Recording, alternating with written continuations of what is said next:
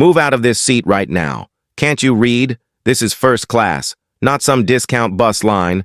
And people like you don't belong here. Not dressed like that, not looking like that. You must have scammed your way in. And if you don't move this instant, I will have security drag you out." Those were the first words Evelyn Montgomery threw across the quiet cabin of Atlantic Skies, Flight 327, her voice slicing through the air, leaving everyone who heard it stunned. Words so sharp that they carried the kind of cruelty that cannot be mistaken for anything but contempt.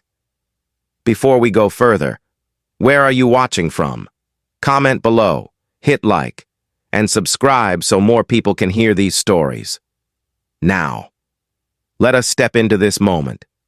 Jordan Carter, 42 years old, a black CEO who had built his company from nothing into a multi-billion-dollar force, walked calmly down the aisle of the plane, boarding pass in his hand, mind focused on the meeting waiting for him in San Francisco. He was dressed simply, in a gray hoodie, dark jeans, and sneakers.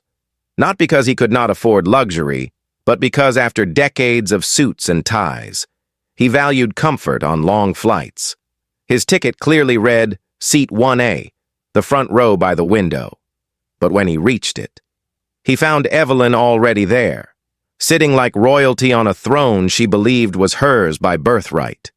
She did not look up at first, her manicured fingers still scrolling through her phone, her diamond earrings glittering under the cabin light.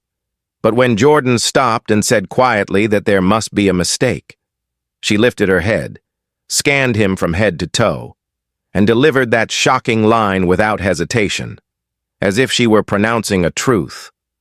The silence in the cabin broke instantly. A man behind Jordan lowered his newspaper. A woman on the far aisle raised her brow. Some passengers shifted uncomfortably in their seats, pretending not to hear but unable to look away. Jordan held his boarding pass in steady hands, his voice calm. "Ma'am, this is seat 1A. It is my assigned seat." Evelyn tilted her head, let out a soft laugh, the kind that drips with mockery. "I am a platinum member, 12 years loyal to this airline. I always request this seat. Clearly there has been a mix-up, so why don't you take another spot and let me be comfortable?" Her words were casual, but the meaning was sharp. She was not asking. She was declaring that his presence was a mistake. Jordan stood still, the familiar knot of anger twisting in his chest. He had seen this scene before in boardrooms where his competence was questioned, in hotels where his credit card was doubted, in restaurants where service was withheld until he proved his status. But here, on this plane, he decided he would not step aside. "With respect, Mrs. Montgomery," he said, his tone calm but edged with steel. "This is my seat, and I will not move." Evelyn's laugh grew louder. "Look at you, in a hoodie and sneakers. Really? When was the last time you flew first class? Be honest. You people never sit up here without causing problems. You're just trying to create a scene so the airline compensates you. But it will not work with me." The phrase you people hung in the air like smoke after a gunshot. A young black student named Tyler Brooks, sitting in row 3, quietly pulled out his phone and started live streaming. His viewers climbing by the second, comments pouring in, some shocked, some furious. Passengers whispered, a few shaking their heads, but most stayed quiet, letting the tension build. Jordan breathed deeply, steadying himself, remembering his mother, who years ago had been forced off a flight with him at her side because an agent claimed her papers looked suspicious. He had promised himself then that one day, if confronted, he would not stay silent. Now that promise burned inside him. Evelyn crossed her arms, leaning back in the seat as if her position were secured by her wealth, her entitlement, and her assumption that the airline would side with her. A flight attendant appeared. Linda Park, professional smile plastered on her face. "Is there a problem here?" she asked gently. Evelyn leaned forward like a queen addressing a servant. "Yes, thank goodness. I've been seated here, but this man insists it's his seat. Can you please handle this?" Jordan handed over his boarding pass, wordless, letting the truth speak. Linda read it, frowned, then confirmed. Yes, sir. This says seat 1A. For a moment there was clarity, but then came the shift, the compromise, the betrayal. However, Linda added softly, Mrs. Montgomery is a very valued platinum member. Perhaps you could accept another seat, still in first class, and we will ensure you receive priority service throughout the flight. Jordan stared at her, hearing the same script he had heard all his life. He was in the right, but he was the one asked to bend. He was the one told to be flexible. Evelyn smiled smugly, certain the attendant's words meant victory. Jordan shook his head, his voice low but firm. No, I will sit in the seat I paid for. Linda's smile faltered. The cabin grew quieter, the tension now thick as fog. Evelyn sneered. Unbelievable, making such a fuss over one chair. Clearly you are not used to this environment. Real first-class passengers don't behave like this. Around them, voices whispered. A man muttered, Why not just let it go? But a woman across the aisle whispered back, It is his seat. Why should he move? Tyler's live stream jumped past 500 viewers.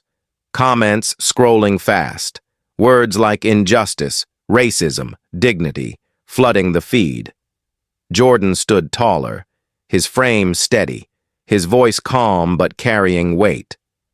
I will not be moved. His refusal was more than about a seat. It was about dignity, about drawing a line, about saying no to a lifetime of being told to step aside. In that moment, even passengers who had wanted to ignore the scene began to sense it. This was not simply a travel dispute. This was a confrontation with history, with privilege, with prejudice, and Jordan Carter, though he had not yet revealed the full power of who he truly was, had made his decision. Today he would not be silent. Today he would not bend. Today he would not move. The tension in the cabin did not break. It only thickened. Because Evelyn Montgomery refused to back down, and Jordan Carter refused to move. And in that narrow aisle of first class, the weight of two different Americas collided. Evelyn leaned forward in the seat as though she owned it. Her arms crossed, her chin high, and she spoke with a voice loud enough for the rows behind her to hear. I am a platinum member, 12 years loyal. My husband spends millions with this airline. My family practically funds this company, so don't stand there acting like you have the same rights as me, because you don't. The arrogance in her tone was not just personal. It was systemic. The kind that had been fed and nurtured by a world that taught her status was more important than fairness. Linda Park, the flight attendant, shifted nervously between them, her training telling her to de-escalate, but her instincts pulling her toward appeasing the wealthy passenger who could complain to corporate. She tried again, voice soft. Mr. Carter, I understand this is frustrating, but perhaps we can offer you another first-class seat. 2C or 3D, still very comfortable, and the airline will be sure to compensate you for the inconvenience. Jordan looked at her, his jaw tight but his tone steady. I am not asking for comfort. I am asking for what I paid for. I am asking for fairness, and I will not move. Evelyn let out a bitter laugh. Listen to him. Acting like this is about fairness. It's about knowing your place, and clearly he doesn't know his... A man in row 2 shifted uncomfortably, muttering under his breath, but Evelyn was too loud to ignore. She turned her attention to the cabin, seeking allies. Can you believe this? We all paid for peace and quiet, and now this man is holding up the flight with his tantrum. A few people avoided her gaze, others lowered their heads, but there were some who nodded, not because they agreed with her, but because they feared being delayed. Tyler Brooks, still live streaming, whispered into his phone. She really said that. Can you hear it? She really thinks she owns the place. Hundreds of comments rolled across his screen, the audience growing larger by the second. Jordan stood tall, his boarding pass still in hand, his face calm but his eyes burning with memories he wished he could forget. He remembered being 12 years old, traveling with his mother, when a flight attendant accused them of using forged tickets, forcing them to leave the plane in front of strangers. He remembered the look on his mother's face, humiliation and pain, and the way she whispered, "One day this will change." That memory was alive in him now, feeding his resolve. Linda glanced toward the cockpit, uncertain what to do, and a moment later Captain Thomas Reynolds appeared. Tall, silver hair, uniform crisp, voice heavy with authority. He looked at Evelyn first, his expression polite, then at Jordan, his brow furrowing. "What seems to be the issue here?" he asked. Evelyn pointed like a teacher catching a child misbehaving. "This man refuses to move. He is sitting in my seat. He is disrupting the boarding process, and I will not fly if he remains here." Captain Reynolds took the boarding pass from Jordan, studied it, and sighed. "Sir, this does say 1A, but for the sake of order, perhaps you could accept another seat. We are on a tight schedule." Jordan met his eyes, voice even but resonant. "Captain, with all due respect, I will not move. Not today. Not again." Reynolds frowned, his instinct to maintain control clashing with the clear injustice in front of him. But he leaned toward authority. "Mr. Carter, sometimes it is better to compromise for the greater good." Evelyn smiled wide, certain victory was near. "You see, even the captain agrees. Now be reasonable and move." Jordan shook his head. "No. Reasonable is respecting the boarding pass in my hand. Reasonable is treating passengers equally, no matter how they look or dress. I will not move." The air in the cabin turned electric. Sophia Martinez, a journalist seated quietly in row 4, pulled out her notepad, her reporter's instinct telling her this was bigger than a seat dispute. She whispered to herself, "This is a story." Linda shifted her weight, looking between the captain and Jordan, torn between duty and conscience. Evelyn pressed harder. "If he doesn't move, I will file a complaint so large this airline will regret it. I will have him blacklisted. I will make sure he never flies again." The words spilled out with venom, and yet Jordan's response was nothing but calm strength. He raised his voice just enough to be heard across the cabin. "You can threaten, you can sneer, you can insult, but I am not moving. This is my seat, and I am staying." Passengers exchanged looks, some nodding, some whispering, but all recognizing that something significant was unfolding. Tyler's live stream counter crossed 2,000 viewers, the comments now shouting in real time. "Stand strong! Don't move! This is history!" Evelyn grew red in the face, her anger turning to desperation. "Do you people not see? He is making a scene. He is wasting our time. He is." But her voice cracked when Jordan quietly sat down in seat 1A, placed his boarding pass on the tray table, folded his hands, and looked straight ahead. He did not raise his voice. He did not threaten. He did not plead. He simply claimed what was his, and the act of sitting down carried more power than any argument he could have spoken. Captain Reynolds exhaled, uncertain of his next step. Linda Park bit her lip, holding back words she wanted to say but feared to release. Evelyn shook her head, muttering under her breath, "This is not over." And Jordan Carter, calm, resolute, already knew that she was right. This was not over, not by a long shot. The cabin had gone quiet when Jordan Carter finally sat down in seat 1A, his boarding pass on the tray table like evidence in a courtroom.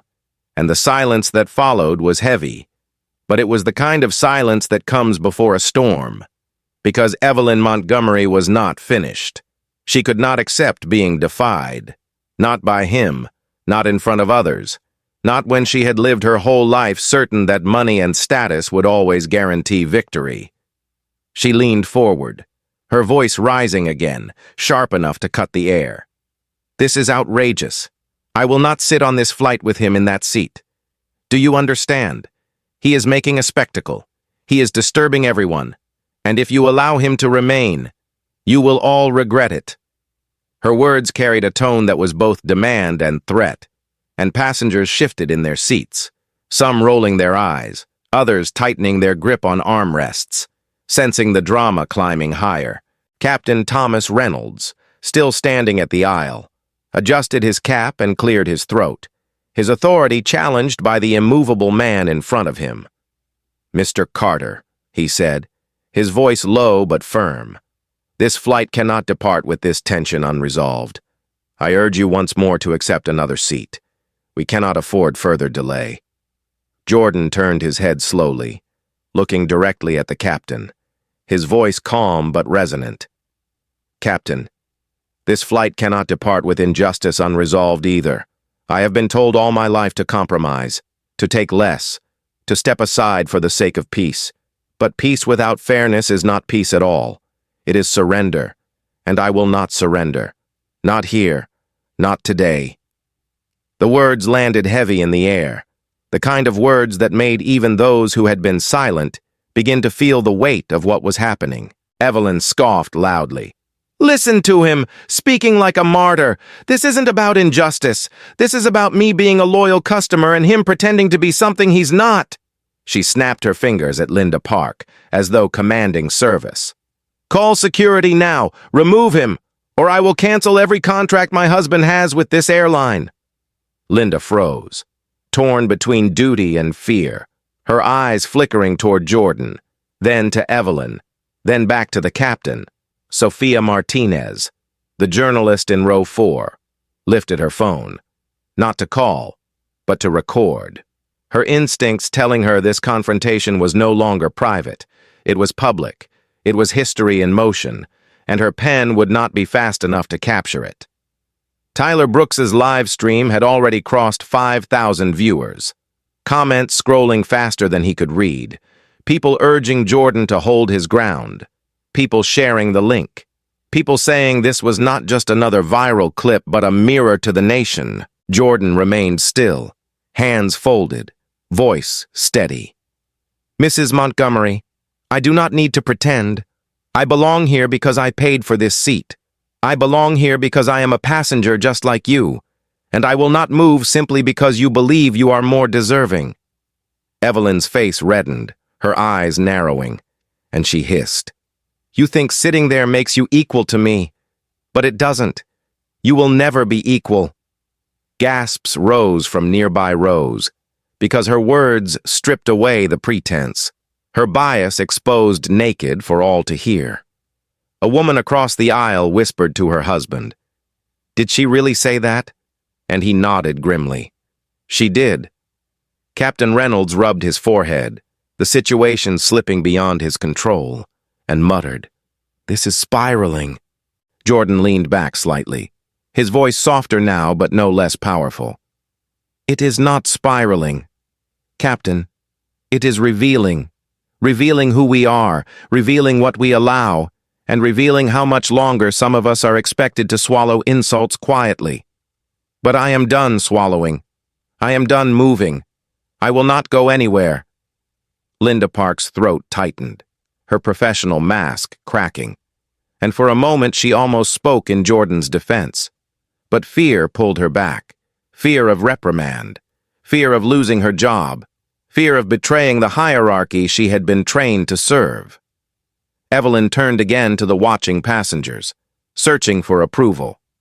"Why are you all silent? You know I am right. You know he doesn't belong here. Why won't you support me?"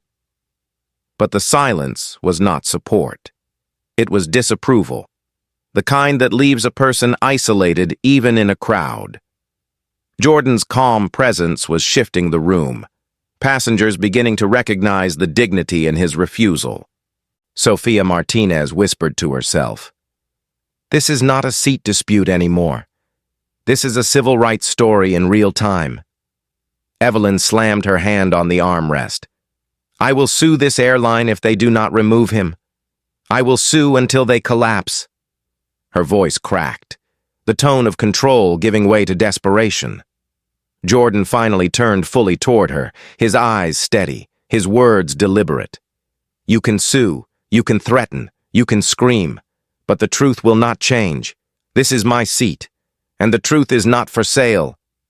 The words landed like a verdict, and the ripple of murmurs through the cabin confirmed it. Passengers recognizing the line had been drawn, and Jordan Carter had no intention of stepping back. The captain stepped away, radio in hand, muttering about escalation, and Linda Park followed nervously, leaving Evelyn fuming in her stolen seat and Jordan sitting tall in his rightful place. Tyler's livestream counter climbed past 10,000 viewers, comments now saying, "This is going viral, this will change everything." Evelyn shook her head violently, whispering to herself, "Not him, not him, not here." But deep down she knew she had already lost control, because the narrative had shifted, and the man she tried to dismiss had become the center of attention, not for what he wore, not for how he looked, but for the strength of his stand. Jordan remained still, calm, and resolute, his silence louder than her shouts, and in that moment the escalation had reached a point where something had to break, and soon the whole country would hear it. The silence in the cabin had turned into a living thing, pressing against everyone's chest, heavy with expectation.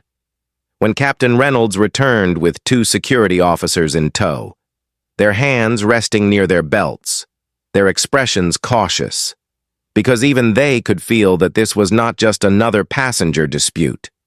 And Evelyn Montgomery straightened with a triumphant smile, convinced she had won, convinced that Jordan Carter was seconds away from being dragged down the aisle like some criminal.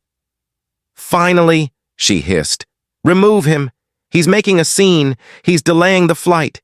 He's nothing but trouble." But Jordan did not flinch. He did not raise his voice. He simply reached into his jacket pocket and pulled out a sleek black phone, pressing a few buttons with deliberate calm. And the moment he lifted the screen for all to see, the entire cabin leaned forward, because on that glowing display was something no ordinary passenger could access. The Pinnacle Airways Executive Command interface, bearing his name in bold letters at the top, Carter, Jordan, Chairman and Chief Executive Officer. The sight froze Evelyn in place, her words dying in her throat, while the captain blinked in disbelief, and even the security officers exchanged uncertain glances, suddenly unsure who they had been called to remove. Jordan's voice cut through the stunned silence, measured and clear. "You called for someone in authority, Captain. Well, here I am, the highest authority this airline has, and I will make this very simple. This flight is not leaving this gate until fairness is restored." The words rang with finality, and the ripple that moved through the passengers was not just shock, but recognition that they were witnessing something extraordinary. Evelyn sputtered, "No, no, this is impossible, you can't be. You're dressed like, you're nothing like." And her voice broke as she realized how hollow her protest sounded, because she had just told a man who owned the airline that he would never belong on his own plane. Jordan held her gaze steadily, his voice heavy with controlled emotion. "Mrs. Montgomery, you looked at me and saw only what you wanted to see. You saw color, you saw clothing, you saw what you believed could not belong in first class. But what you failed to see is that I am not only a passenger, I am the owner of this airline. And today you exposed yourself before everyone here, and before the world that is already watching, at that." Tyler Brooks lifted his phone higher, his live stream counter surging past 30,000 viewers, comments exploding across the screen, people typing furiously. "He owns the airline. She's finished. This is history unfolding." Captain Reynolds tried to recover his composure, his voice strained. "Mr. Carter, I had no idea. I meant no disrespect. I was only trying to resolve the situation." But Jordan cut him off with a raised hand, his voice quiet but absolute. "You resolved it by siding with prejudice. Captain, You asked the man with the valid boarding pass to move, instead of the woman sitting in a seat she never booked. You looked for the path of least resistance, and that path is always carved on the backs of people who look like me. That stops today." The cabin erupted with murmurs, passengers leaning toward one another, whispering that this was bigger than anything they had imagined. While Evelyn clutched her handbag as though it could shield her from the truth pressing in around her, Jordan tapped his phone again, and the display changed, showing a large red button labeled CEO Override, Ground Aircraft. He looked at the captain calmly. "You told me earlier that passengers cannot decide when a plane leaves the ground. But I am not just a passenger. I am the man who signs your checks, and I am giving you a direct order. Return this aircraft to the gate." The captain's radio crackled to life almost immediately, the tower confirming. "Flight 1950. Confirmed CEO override. Return to gate C-12 immediately." The captain's jaw dropped as he repeated back the instruction, his voice wooden, his authority suddenly shrinking in the presence of a greater one. And the plane began to taxi back, the movement shaking Evelyn out of her stupor. She leapt to her feet, shrieking, "You can't do this! I am a platinum member! I know the board! My husband will!" But her words were drowned by the sound of dozens of notifications buzzing across passengers' phones as Tyler's live stream surged past 100,000 viewers, and Sophia Martinez, the journalist, typed furiously, her story already racing to her editor at the Washington Post. Jordan rose slowly from his seat, towering in the narrow aisle, his presence commanding, his words sharp. "Mrs. Montgomery, your membership status does not give you the right to humiliate anyone. It does not buy you immunity from decency, and as of this moment, you are permanently banned from Pinnacle Airways. Consider this your last flight." Evelyn's knees buckled, her face pale, tears streaking the expensive makeup she had worn like armor, and she slumped into her seat as though the weight of her own arrogance had finally crushed her. The passengers burst into scattered applause, not loud, but steady, a sign that the silent majority had chosen their side, and it was not hers. Jordan raised his phone once more, sending a directive straight to the airline's headquarters. Suspend Captain Thomas Reynolds and flight attendant Linda Park pending immediate investigation. Full report of discrimination complaints past 5 years to be delivered within 72 hours. The orders were received instantly, his assistant confirming with a text that flashed across the screen. And Jordan looked directly at the stunned crew, his tone firm but not cruel. "This is not vengeance. This is accountability. And accountability delayed is justice denied." The weight of the words settled across the cabin. And for the first time in the long history of Evelyn Montgomery's entitled life, she found herself powerless, stripped of every illusion of superiority she had clung to. The plane rolled to a stop at the gate, the jet bridge locking into place, and through the small oval windows, passengers could see the flashing lights of cameras, reporters already gathering, news vans pulling up, because the story had spread faster than the engines could cool. Jordan turned back to the passengers, his voice steady but carrying the weight of centuries. What happened here today was not about a seat. It was about dignity. It was about what happens when someone who believes they are untouchable meets someone who refuses to be diminished. Remember this moment, because it is not mine alone. It belongs to everyone who has ever been told they don't belong where they've rightfully earned a place. The cabin filled with silence again. But it was no longer heavy with fear. It was charged with respect, with recognition, with something closer to hope. And as Jordan Carter stepped off his own airplane, the world beyond the gate waited to hear what he would say next. Not as a passenger, but as a black CEO who had just turned humiliation into history. The moment Jordan Carter stepped off the aircraft and into the jet bridge, the world outside swallowed him whole. Flashing cameras, urgent voices, microphones pushed toward his face, and passengers filing behind him whispering that they had never seen anything like this before. that they would never forget it. Reporters shouted over one another. "Mr. Carter, did you really ground your own airline's flight? Mr. Carter, what do you say to passengers inconvenienced by your decision? Mr. Carter, are you accusing your own staff of discrimination?" He raised a hand, not to silence them, but to steady the moment, his deep voice carrying calm authority. "I will make a full statement shortly, but understand this. What happened today was not a passenger dispute. It was a civil rights violation at 30,000 feet, and it will not be ignored." The crowd erupted with questions, but Jordan walked with measured steps, flanked by airport security now treating him with the deference of a head of state, while Evelyn Montgomery stumbled out minutes later, her once flawless image reduced to smeared makeup and trembling rage, cameras snapping furiously as she muttered about lawyers and influence, though even she seemed to know her reputation had just collapsed in front of a global audience. Inside the terminal, chaos brewed as screens lit up with the trending tag, "Oh, Pinnacle Shame." Tens of thousands of comments pouring in every minute.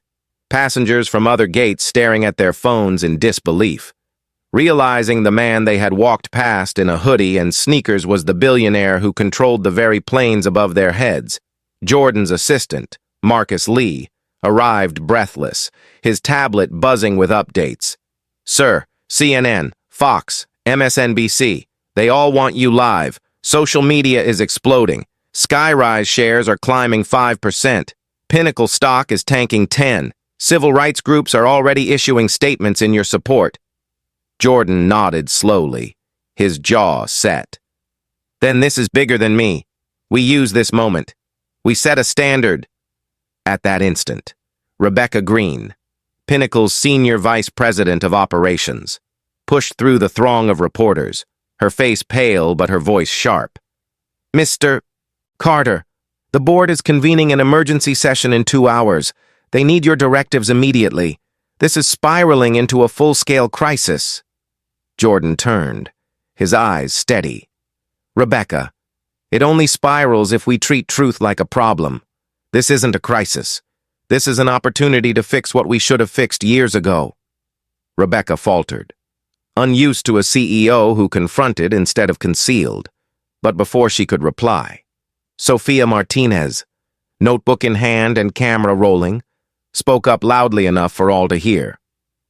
"Mr. Carter, will Pinnacle Airways be the first airline in America to treat discrimination as a corporate liability instead of a customer service complaint?" Jordan met her gaze. "Yes, effective immediately. Every discrimination complaint will be escalated to the corporate level. Every complaint will require executive review, and every employee found guilty of bias will face suspension or termination. No exceptions, no excuses."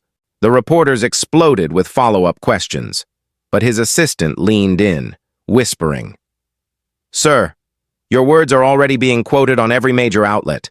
This is moving faster than anything I've seen. We need to manage carefully." Jordan shook his head. "No, Marcus, we don't manage, we lead. And leadership means we stop hiding behind legal teams and PR statements. We tell the truth, and we act."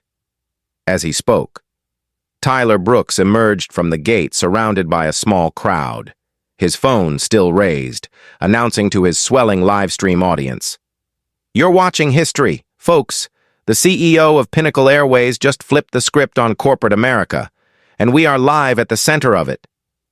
His viewer count passed 200,000, comments racing by, people sharing their own stories of being told to move, to wait, to be quiet. Jordan paused, looking directly into Tyler's phone lens, his tone solemn. "To everyone watching, remember this. You don't need to own an airline to demand respect. You just need the courage to stand. But because I do own one, I will use that power to protect you. Every single one of you who has ever been told you don't belong." The terminal erupted in applause, spontaneous and unplanned. Ordinary travelers clapping not for a celebrity, but for a man who had spoken the truth they had carried silently in their hearts. Meanwhile, in Pinnacle's glass headquarters 5 states away, Board members sat in leather chairs staring at live feeds, their phones buzzing with investor panic and political inquiries. One director whispering, "He's turning this into a movement." Another answering, "If he pulls it off, he'll either save us or bury us." Back in the terminal, Evelyn Montgomery was escorted past reporters, her shrill voice breaking. "He can't do this to me. I have influence. I have friends in Washington." But no one was listening anymore. The cameras no longer framed her. The narrative no longer needed her denial. Because the story had already found its hero. Jordan's phone buzzed with a call from Washington itself. A senator he had partnered with on tech policy, offering quiet words of support, promising hearings to investigate airline bias, telling him, "The country is behind you, Jordan. Don't stop now." He ended the call with a simple reply, "I won't." The airline's PR team scrambled, issuing a carefully worded apology. But their statement was drowned by the roar of Jordan's live words, repeated on every screen in the terminal, shared across every platform, cutting through spin with authenticity. Sophia Martinez posted the first article within minutes.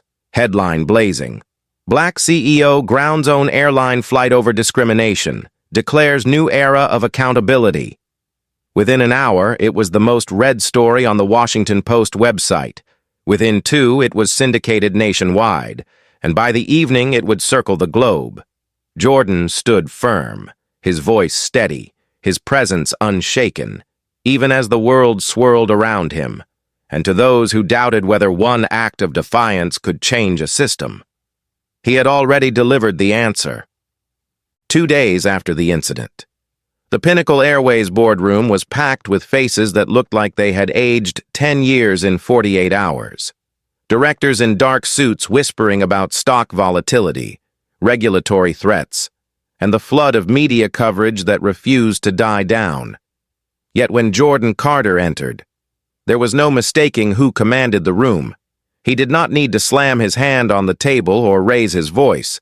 His presence alone was enough to silence the murmurs. Because they all knew this was no ordinary crisis. This was a turning point that could either bury the airline or lift it into history. One director leaned forward, his tone cautious. "Jordan, investors are rattled. Ticket sales are down. The unions are demanding clarity, and the FAA is asking whether grounding a flight through a CEO override sets a dangerous precedent." Jordan looked at him steadily, his words deliberate. "What sets a dangerous precedent is tolerating discrimination while pretending it's customer service. What I did was not about ego. It was about accountability. And if this board cannot stomach accountability, then I will run this airline without you." Gasps filled the room, but no one doubted him, because the market had already sent a message. Pinnacle's stock down 15%, but Skyrise Technologies, his other company, up 20%. Investors betting on him personally, betting on leadership that dared to confront injustice rather than bury it. Another director tried to salvage control. "We need damage control. We need to protect the brand." Jordan shook his head, his tone cutting through. "This is not damage control. This is reform. And reform will not destroy our brand. It will save it." He laid out his plan with the precision of a general at war. Immediate suspension of all staff implicated, permanent ban for passengers who use status to bully others, creation of a civil rights oversight division reporting directly to me, and the implementation of bias detection systems into every point of passenger interaction. The room shifted, some directors pale, others intrigued, because they could sense history in his words, and though they feared the disruption, they also knew they could not ignore the tide. Meanwhile, outside the boardroom, the nation was buzzing, television anchors debating whether Jordan Carter had just redefined corporate responsibility, civil rights leaders calling his actions a watershed moment, and everyday travelers flooding social media with their own stories of humiliation, stories that sounded eerily like his. Congress announced hearings to examine discrimination in air travel, and senators on both sides of the aisle praised his courage, one calling it the Rosa Parks moment of aviation. Jordan remained steady, knowing the fight was bigger than himself, but also knowing that the symbol had already been cast, that people were looking to him as proof that power could be used for justice, not just profit, within Pinnacle itself. Employees were rattled, some afraid of losing their jobs, others relieved that someone had finally said what they had whispered for years, flight attendants of color writing to him anonymously, thanking him for standing up, pilots telling him they too had been sidelined by bias, ground staff sharing stories of being overlooked. In the middle of this storm, a surprising voice emerged. Linda Park, the flight attendant who had first suggested Jordan move, her statement handwritten and trembling. "I was wrong. I chose the easy path. I asked the man who looked powerless to compromise, and in doing so I betrayed not only him, but myself. I want to apologize publicly, and I want to be part of the solution."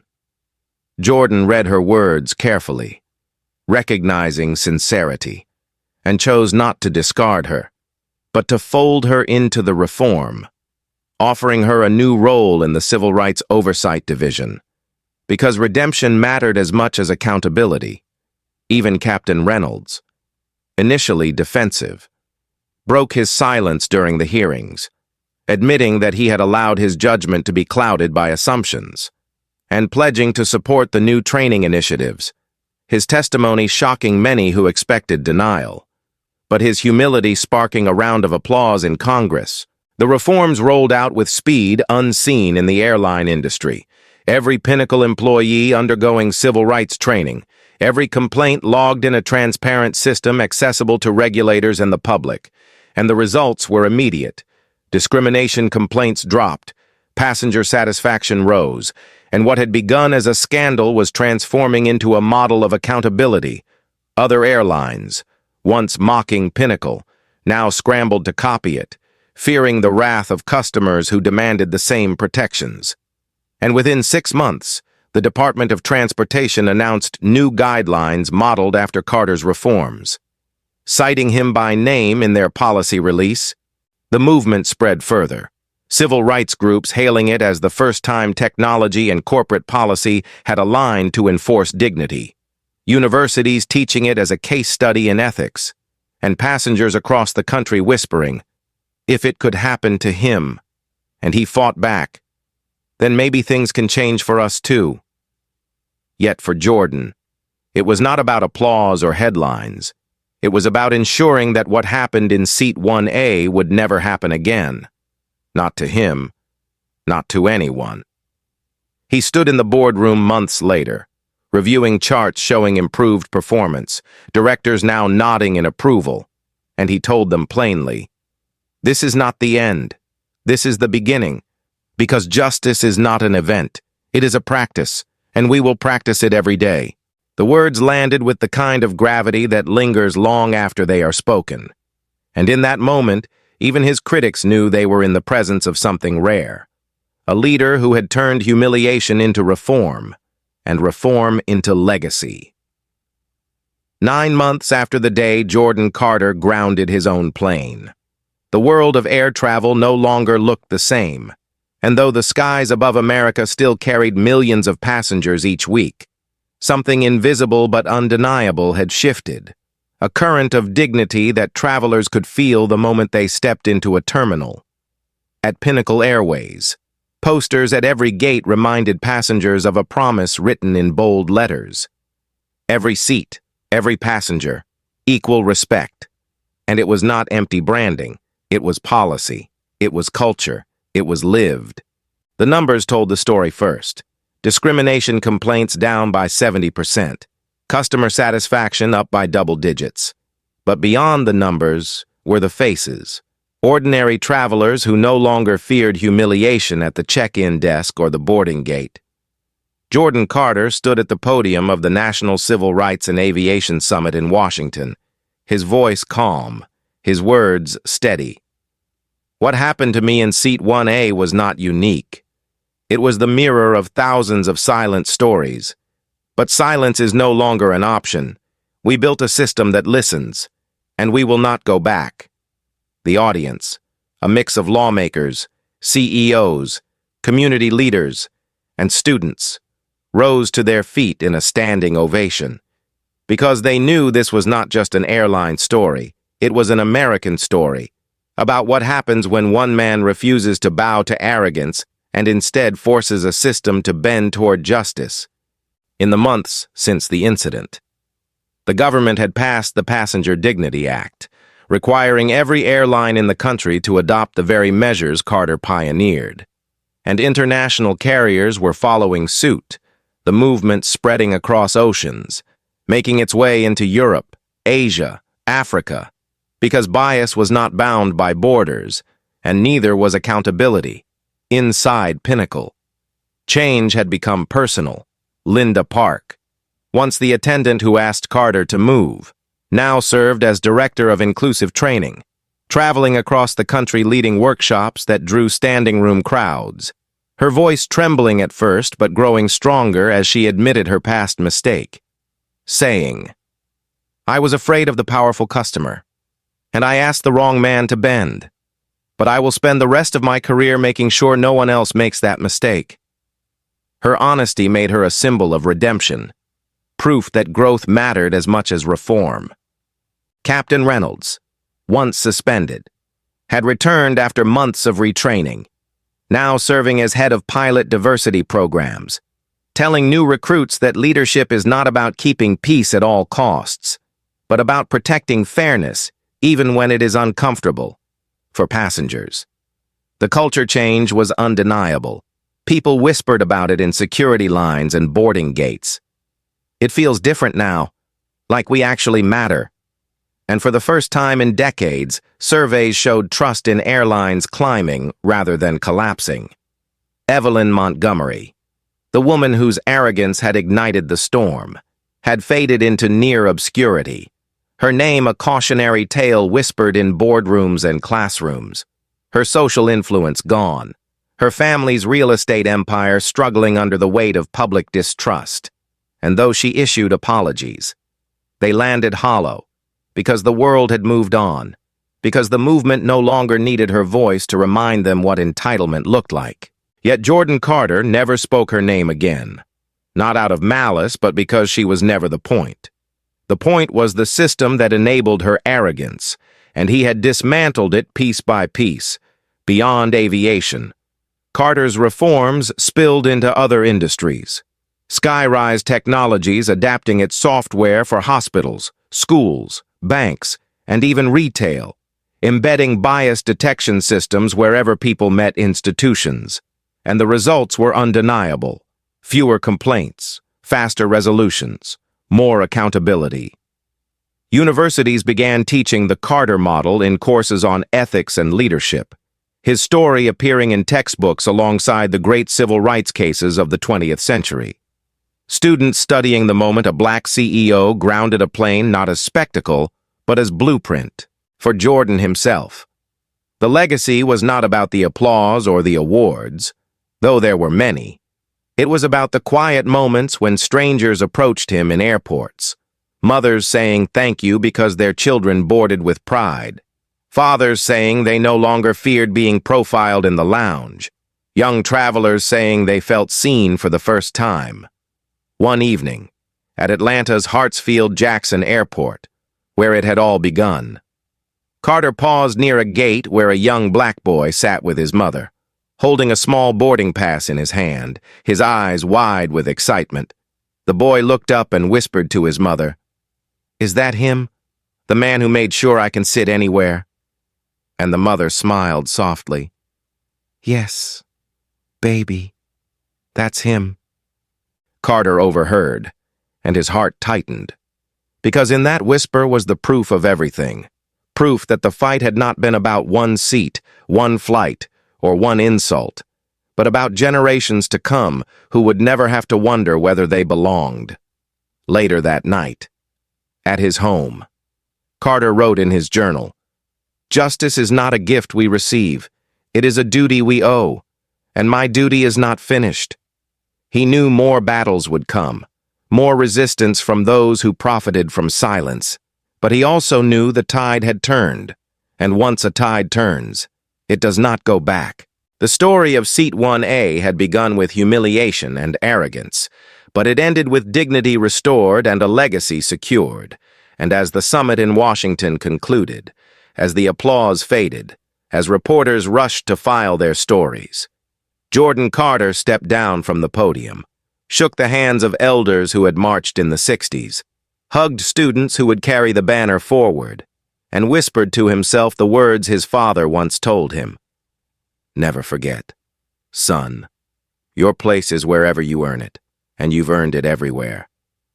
In that moment, the circle closed, but the revolution, as always, had just begun. Thank you for listening.